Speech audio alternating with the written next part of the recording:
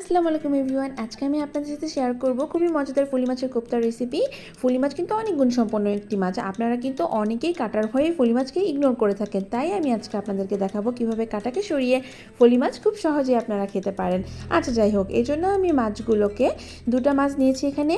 সেই মাছগুলোকে আমি সুন্দরভাবে পুতার মাধ্যমে আমি আস্তে আস্তে প্রেস করে মানে ছেঁচে আমি মাছগুলোকে বের করে নিচ্ছি। দেখেন ভিউয়ার্স, তারপরে আমি কোনো কিছুই ফেলবো না, আমি কাঁটাগুলোকেও আমি এভাবে সুন্দরভাবে আলাদা করে রেখেছি এবং আমি যেহেতু দুটা মাছ নিয়েছিলাম, এই দুটা মাছের চামড়াকেও আমি সুন্দরভাবে কাঁটাকে ছাড়িয়ে আমি আলাদা করে রেখেছি। তারপর আমি যে মাছের অংশটুকু ছিল সেটাকে আমি পরিমাণ মতো পেঁয়াজ কুচি, লবণ এবং মরিচ কুচি, হলুদ এবং আমি মরিচের গুঁড়া দিয়ে আমি সুন্দর করে মেখে নিব। একইভাবে আমি কাঁটাকেও সেমভাবে মেখে নিব। হ্যাঁ, যেহেতু আমি কাঁটা ফেলবো না, কাঁটাকেও আমি কাঁটা মচমচা করে ভাজবো, কারণ ফলি মাছের কাঁটা কিন্তু খুবই নরম।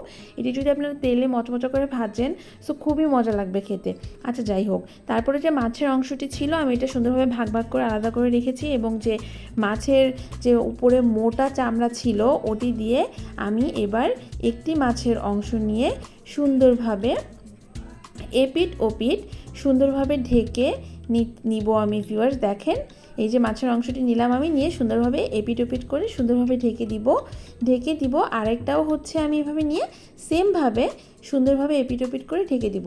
আরেকটা আমি আপনাদেরকে দেখাবো ভিউয়ার্স, যে কিভাবে আপনারা চামড়া ছাড়া খুব ইজিলি, অনেকে আবার চামড়া দিয়ে খেতে পছন্দ করে না, সো তারা কিন্তু এই চামড়াটাকে ইগনোর করেও সুন্দরভাবে শুধু মাছটুকু দিয়েও আপনারা ভেজে এভাবে খেতে পারবেন।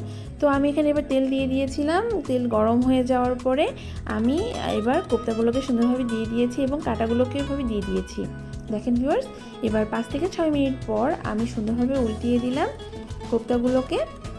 এভাবে উল্টিয়ে দেওয়ার পর আমি আস্তে চুলার আঁচটাও আমি সুন্দরভাবে আস্তে রাখবো, কারণ বেশি জাল দিলে কিন্তু আবার পুড়ে যাবে। তারপরে আবারও 3 থেকে 4 মিনিট পর আমি আবারও হালকা হালকা করে আবার ওই পাশে উল্টিয়ে দিচ্ছি নাড়াচাড়া দিয়ে।